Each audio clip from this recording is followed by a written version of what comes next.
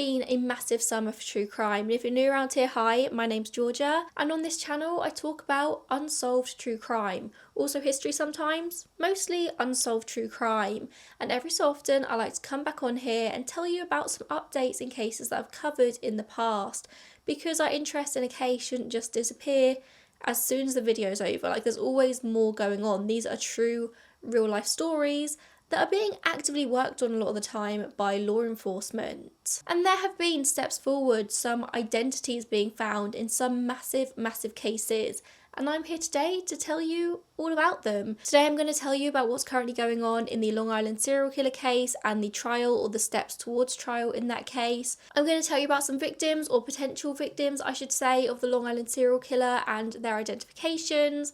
I'm going to talk about the Bear Brooks murder case. There is a massive one in that the murderer in the yogurt shop murders might have actually finally been identified after over 30 years. So strap in, get comfortable, we're going to be talking about some little rays of light in these horrible, dark investigations. First up, I want to talk about huge movement in the Bear Brooks murder case, one of the most intricate spider webs of a case I've ever covered.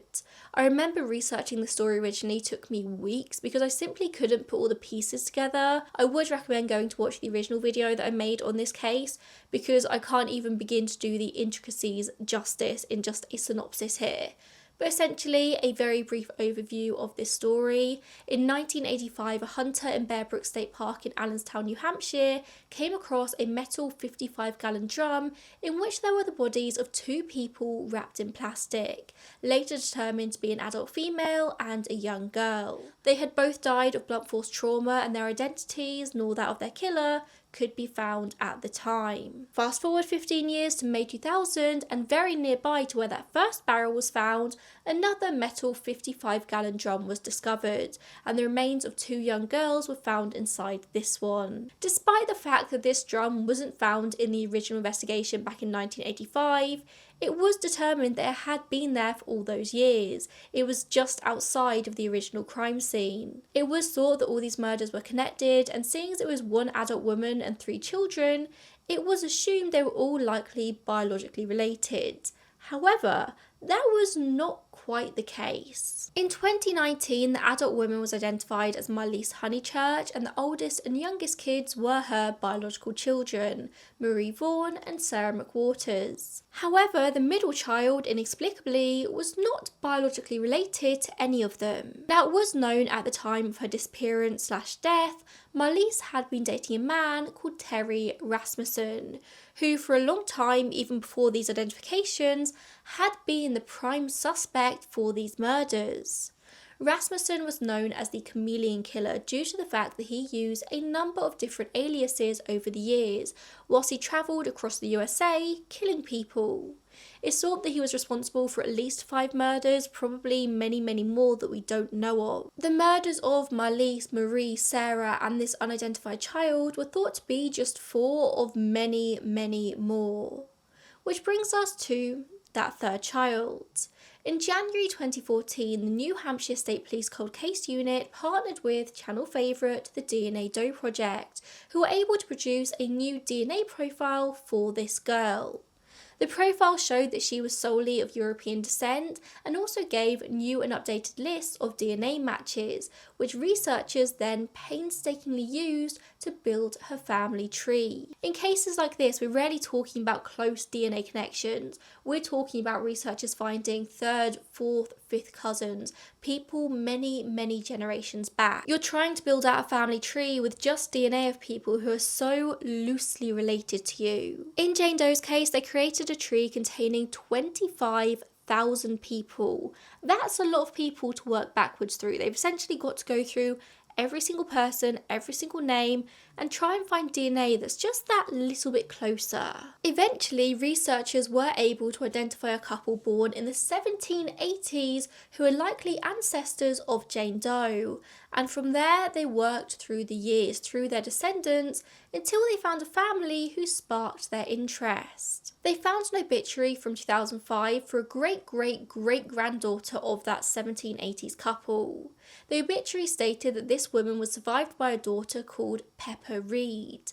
Pepper was born in 1952 in Houston but disappeared in the 70s, and it just so happened that Terry Rasmussen was known to be living in Houston in the 1970s. This sparked a lot of interest, so they looked into it further and found more matches between Pepper's ancestors and the unidentified girl, and through that they were able to confirm that Pepper had to have been Jane Doe's mother. Now, because Jane Doe was so young, the team kind of went into this expecting that they would likely never be able to find this girl's actual name. They thought that just by finding her mother, finding her extended family, that might have to be enough. It took them 18 months to identify Pepper, but they were surprised to find that as soon as they did find Pepper, they were able to find her daughter, literally within half an hour. They found a birth record for a girl called Rhea Rasmussen, born in Orange County, California in 1976, where Pepper had last been seen. Now, Rasmussen isn't a rare surname, but records show that this girl had a mother with the maiden name of Reed, and this piqued the team's interest. They drove all the way to Orange County to retrieve the birth certificate, which confirmed that Rhea's parents were Terry Rasmussen and Pepper Reed. Almost 5 decades after her death, Rhea Rasmussen was finally identified on the 5th of September 2025. According to surviving family members, Pepper was last seen at Christmas 1975 in Texas, at which point she was pregnant. Family remember the child's father as being Terry Rasmussen. After Christmas, Pepper moved to California and they never saw her again. They never met this child. It's thought that at the time of her death, Rhea was between 2 and 4 years old. Surviving family members have requested to remain anonymous as they try and work through this tragedy. They knew that Pepper had gone missing, but they likely never considered that something as horrific as this would be the outcome. With Rhea being identified, the investigation here is far from over. Pepper has never been found and the investigation into her disappearance remains active. Authorities do believe that she is just another one of Rasmussen's victims, which does make sense. Rasmussen is a fascinating and rare serial killer in that every single one of his victims seems to be somebody who was close to him. He had relationships with all of his victims.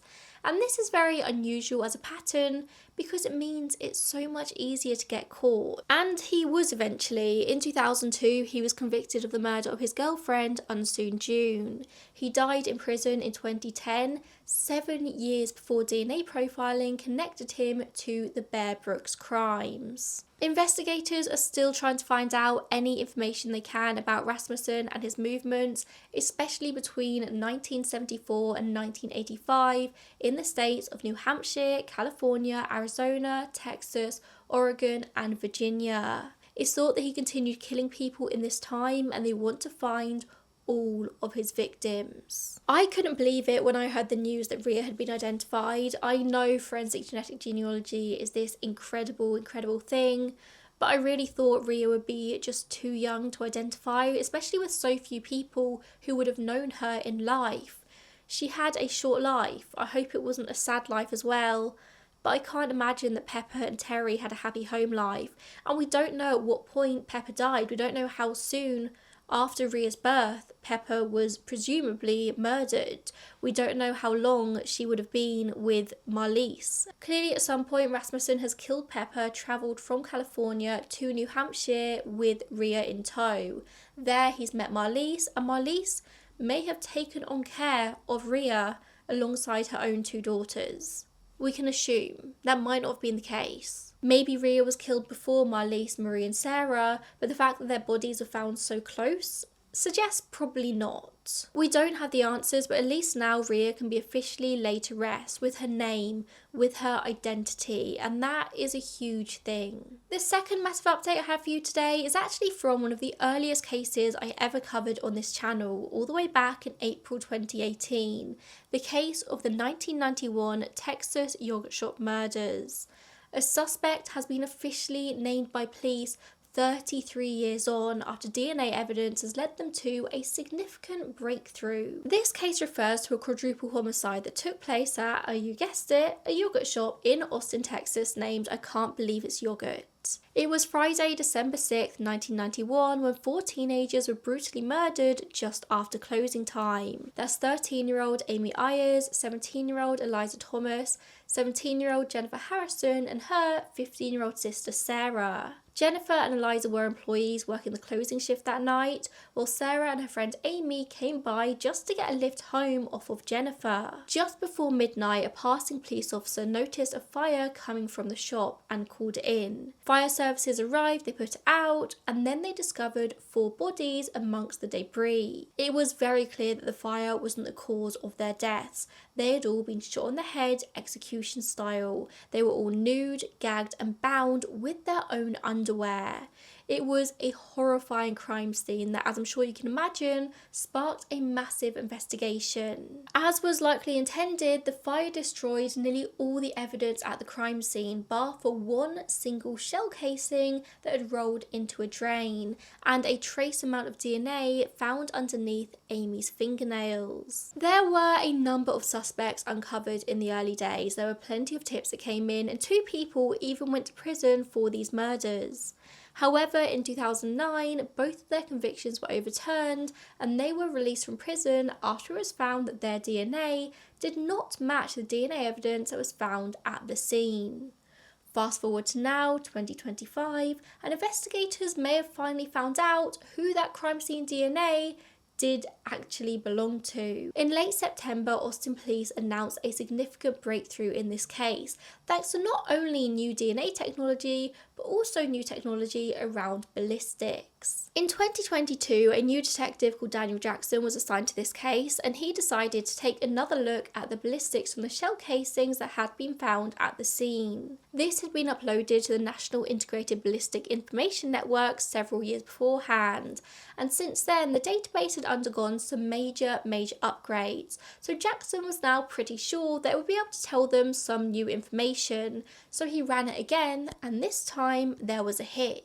There was an unsolved murder in Kentucky with a very similar MO that had the exact same type of bullet casing. Jackson met with the detectives involved in this Kentucky case, and this sparked an idea in him.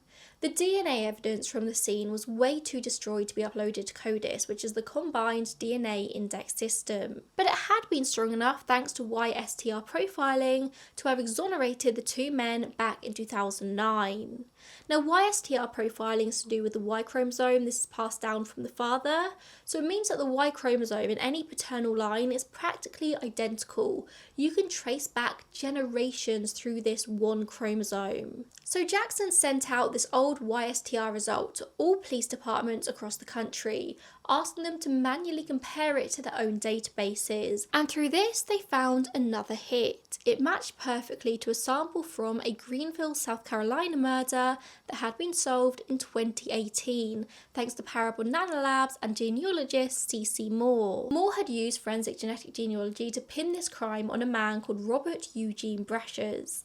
Now, he died in 1999 by suicide during a standoff with the police, but up until that point he had a long criminal history. After his death, it was discovered that he was a serial killer responsible for a number of deaths, and it's thought that there are even more out there that he is yet to be linked to, murders and sexual assaults. Now, this is still a tiny bit dubious because YSTR profiles just aren't as definitive as a full DNA profile, but sadly we just don't have that in this case. The DNA is too degraded.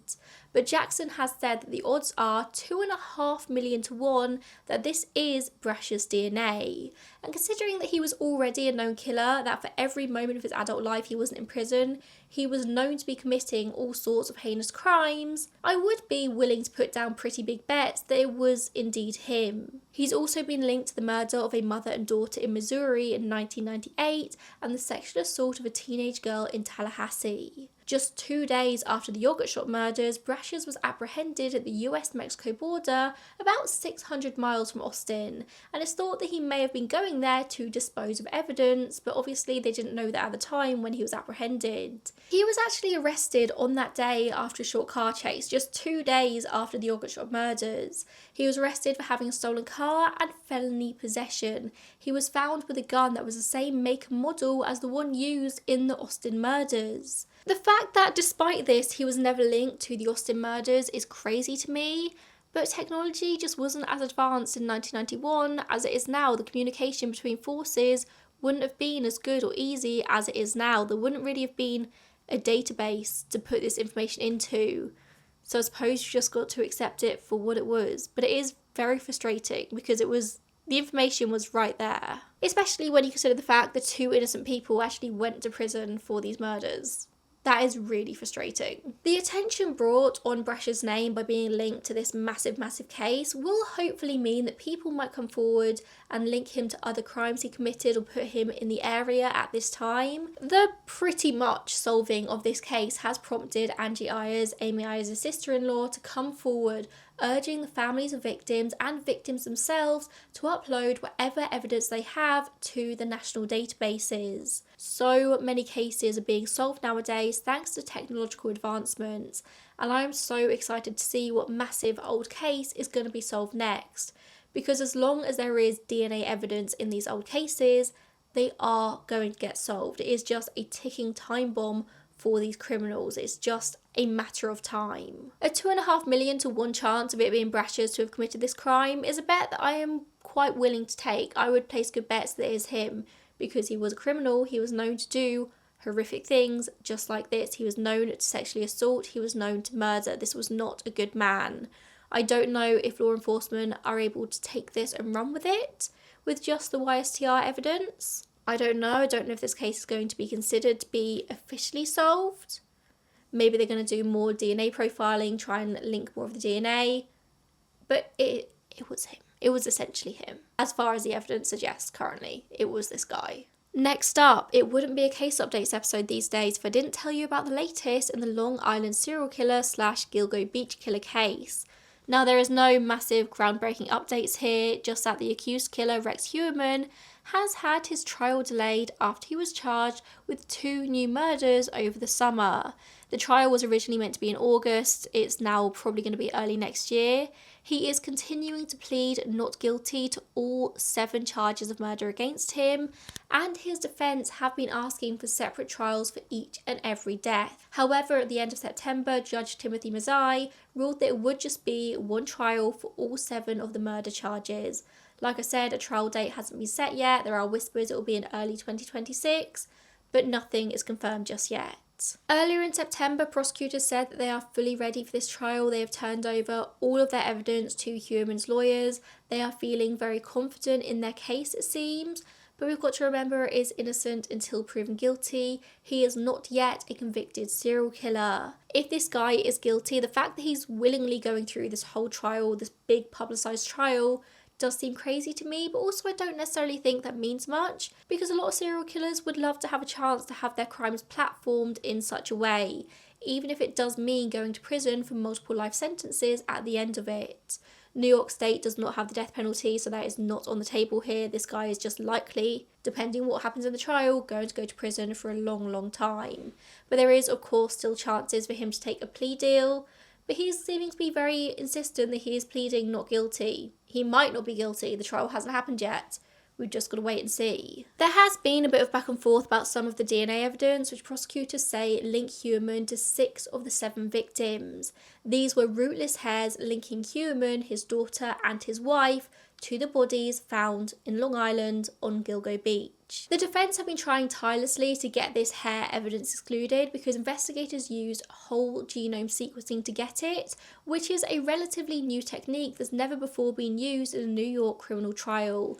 But Judge Mazzei said that whole genome sequencing is generally accepted in the relevant scientific community, and so he's ruled that this is admissible. And this is pretty big, not just for this case, but for cold cases in New York as a whole, because now it's been allowed once in one trial, it will likely open the door for more cold cases to move forward with prosecution based on this kind of evidence. I wouldn't say necessarily that the hair is the biggest evidence we've got in this case. There is also a lot of technological evidence as well, laptops, phones, electronics found in Human's house which link him to the murders, which link him to the victims. Apparently there are journal entries or something of that kind in which he writes detailed about the murders and how he committed them and meeting these women. Again, this is all innocent until proven guilty. This is just what the media is saying. So would they probably have a chance of prosecution without the hairs? Probably, but it's good that they've got it. Like, that is very definitive. That links all the victims to Human and potentially to Human's house, because how else would the hairs of his wife and his daughter, who have not been accused of any murders, have gotten the victims otherwise? I am very, very intrigued to see if this trial ends up going ahead. We don't often get to see massive serial killer trials played out in the public like this, because a lot of the time people do tend to take the plea deals, and the fact that he hasn't is very interesting to me, so we're just gonna see what happens here. And whilst we're talking about the LISK, the Gilgo Beach murders, I have to talk about Peaches, one of the suspected victims of this killer. Now, this is a very famous doe case, and one which has always remained very close to my heart for many years now. Her identity and that of her daughter were always ones which I hoped would eventually be found. So in June 1997, the torso of a woman was found in Lakeview, New York, and thanks to a tattoo of a peach on her left breast, she quickly got the doe nickname of Peaches. In December 2016, in the period in which a number of LISK/Gilgo Beach victims were being found, additional skeletal remains were found on Long Island, which were found to be a DNA match to the torso found in Lakeview 19 years earlier to Peaches. Alongside these remains found on Long Island were those of a child, who was found to be the biological daughter of Peaches. Big movements have been made in the last couple of years towards identifying this pair. I think it's been quite clear for a while that investigators have been on the edge of a name. I think I even said that in my last case updates video, which was in March. But on April 23rd of this year, 2025, Nassau County Police announced that Peaches had been identified as Tanya Denise Jackson. She was born in October 1970 in Alabama, and she had served in the United States Army from 1993 to 1995. Her daughter was 2-year-old Tatiana Marie Dykes, born on the 17th of March 1995 in Texas, although at the time of their disappearances they were living in Brooklyn. We thought that Tanya might have been working as a medical assistant at the time, and she was estranged from her family. Sadly, the pair were never reported as missing, and it doesn't seem like anyone necessarily noticed they had gone. Tanya's family did provide DNA samples to help confirm their identities, and local authorities initially turned over DNA evidence to the FBI in 2022, which provided a likely identification. And then they obtained additional DNA samples in 2024, which allowed the police to notify surviving family members before their names were announced this year. So yeah, they have known their names, or known... It sounds like they've known potentially that it was Tanya since 2022. They've known for sure since 2024. Investigators have now stated that finding Tanya and Tatiana's identities was just the beginning here. Although their deaths are being looked at in connection with the Gilgo Beach murders, there is also the possibility that they could be unrelated, and they're investigating all avenues here and offering a $25,000 reward for any information leading to an arrest. They're particularly asking for anyone who served in the military with Tanya to come forward. So although Tanya and Tatiana have now been finally identified, we've got a long way to go in their case, and I really hope the police are able to get them justice. The pair were laid to rest, with Tanya receiving full military honours earlier this year. I don't really know what I think in regards to Tanya and Tatiana being linked to the Long Island serial killer, to the Gilgo Beach killer, to potentially Rex Heuermann.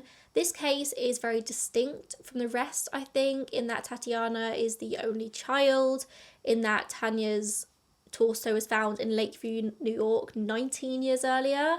It doesn't quite fit with the rest. I also couldn't find any evidence, or at least I couldn't find it reported in any of the media, that Tanya worked as a sex worker. She might have done, I couldn't find the information. They definitely think that she works as a medical assistant, so I don't quite know where she fits in here, but again, It's not my job to find that out. It's the investigator's job, and I'm sure they're working on that as we speak. So again, I'm still keeping a very close eye on this. I'm very intrigued to see what comes of it. Many, many years ago, I covered the murder of Faith Hedgepath, a third-year student at the University of North Carolina at Chapel Hill. On the 7th September 2012, a friend walked into Faith's home after there was some concern over having not heard from her in a while, and they found her body on the floor of her bedroom, partially nude, wrapped in a quilt. Faith had spent the night before out at a club with her roommate, Karina Rosario, before returning home, and the last time she was known to be alive, like 100%, was 2:06 a.m. She was captured on CCTV leaving the club. At 3:30 a.m, a text was sent from Faith's phone to an ex-boyfriend of her roommates called Brandon Edwards, and although this text did come from Faith's phone, there's no evidence that she was the one who definitively sent that text. In September 2021, 9 years after the murder, a 28-year-old man called Miguel Salguero Olivares was arrested on a first-degree murder charge in Faith's case.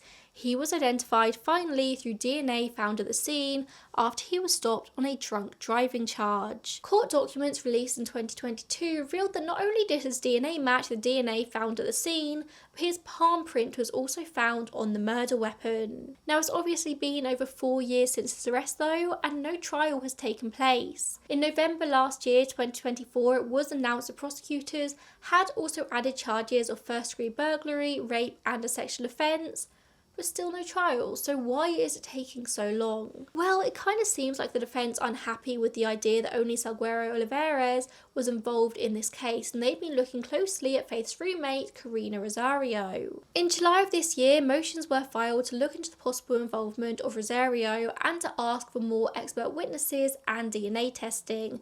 Motions all filed by Salguero Olivares' attorneys. It seems they're trying to mitigate his involvement by potentially implicating others, and it's smart to go for the roommate because there have long been questions surrounding her potential involvement. But very importantly, she's never been arrested, she's never been named as a suspect. This is just what the attorneys are trying to do. So the attorneys filed a motion asking a judge to allow independent testing of a 2-inch long bloodstain that was found on the inside of the bathroom door frame. Rosario had told police that she'd been inside the bathroom that night. Also, on the morning of Faith's death, she had blood on her finger, something which both she and another witness told police. Chapel Hill police have tried to analyse a bathroom bloodstain, which did appear to be a partial palm print and a partial fingerprint, but they didn't have enough evidence for a full analysis. And now the attorneys want all the samples sent for independent DNA testing, obviously in an attempt to try and deflect some of the blame onto somebody else.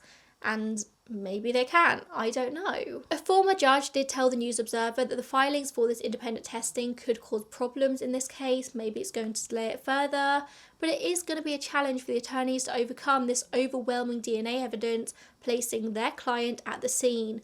I mean, you can't really argue with his DNA being found there and his palm print being found on the murder weapon. That's really hard to argue. This case has been going on for so long now that I'm sure at this point Faith's friends and family just want answers. I don't know how much this is going to delay things by, but I really hope it's not that long. Like, to wait this long for a trial, I can imagine is so painful. This next update is something I am shocked hasn't been splashed all over the front pages of the newspapers, but then again, maybe not all that shocked considering it's about the Met's incompetence once again in the case of Stephen Lawrence. 18-year-old Stephen was stabbed, murdered in southeast London in 1993, and I can't even begin to explain the ways in which this case was messed up by London's Metropolitan Police, the racism, the cover-ups, the incompetencies, but I'll leave my original video link below if you want to find out. Now, this case led to massive systemic changes, although of course if you know anything about the Met, you'll know that not much has actually changed. They just said it has. Within just days of the murder, prime suspects had been identified, but it wasn't until 2012, 19 years later, that 2 of the men were finally found guilty of this crime. They vehemently denied any involvement for years, but now news has come out in a parole hearing that one of the perpetrators, David Norris, has admitted his involvement on several occasions now, dating all the way back to 2018, but it's only come out now in a parole hearing in 2025. Even Stephen's mother, Baroness Doreen Lawrence, had no clue, saying this was deeply shocking news to her. And this is massive because not only has this guy, David Norris, admitted guilt, admitted to punching Stephen, but it also suggests that he knows exactly who else was involved, because we know it was a whole gang of people, but only 2 of them have ever served any time for it. But he is refusing to share the information, saying that doing so would pose a risk to him and his family. Like, we now know for sure that this guy was at the scene when Stephen was killed. We know he has admitted to punching him. That also suggests that he knows who else was there and he could be a witness and also get those people to go down for it. But he is staying quiet. And despite this massive revelation coming out in 2018, Baroness Lawrence has said that the Met Police stopped investigating Stephen's murder 5 years ago, and they've done nothing since, despite so much new information being revealed in that time. It is just wild to me that nothing more is being done like this, and it was kept so quiet. Anyway, we're currently waiting on the parole board decision over whether Norris is safe to be released. One psychologist has said that he is not safe to be released from prison, that he is an unreliable narrator of his own life, and also very racially abusive. Another psychologist has said that he is safe for release, so we're waiting on the parole board decision there. I'm very intrigued to see what that will be. And they are all the updates I have for you today, but if you know of any updates I've missed in cases that I've covered, or just cases that are maybe massive on the internet that I have not covered, please feel free to leave them in the comments down below. I feel like true crime is a very heavy thing. I make no secret of the fact that it weighs very, very heavily on me a lot of the time, especially nowadays. But I think any news, any signs of things moving forward, cases getting solved, identities being found, these are all good things in a very dark story. All I want is justice for families, for friends, for victims, and with each case that gets solved, it means that another case is also one step closer to being solved as well. With each new bit of technology that's discovered, it just opens up this whole new world of technology for these cases, and that it fills me with joy in a very dark pit. Thank you so much for watching today. Like I said, please make sure you leave your comments down below. Interaction on this video in general would be amazing. It lets YouTube know that people like this content and maybe they should make other people watch it as well. And that is what I need on this channel. So thank you so much, and I will see you in the next one. Bye guys.